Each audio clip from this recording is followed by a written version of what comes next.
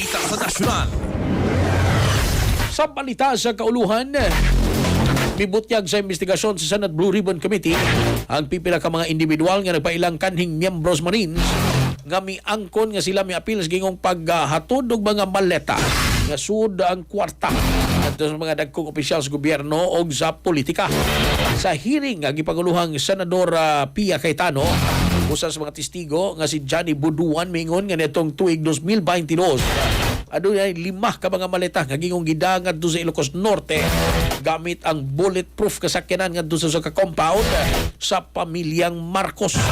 Laing testigo nga si Benny Bulutante mingon nga nagatod sila og gingong 5 ka dagkong maleta nga giload sa elevator sud sa usa ka building nga may koneksyon kang Senador Tito Soto.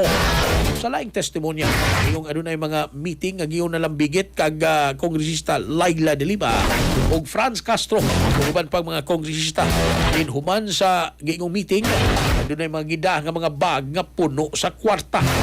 Ingon si Senate President Alan Peter Cayetano, seryoso ang maong mga aligasyon ug kinahanglan kining tukion pagmayo. Kasikas Express Balita. Cellphone Plus Gold, mapalit sa mga butika sa inyong lugar.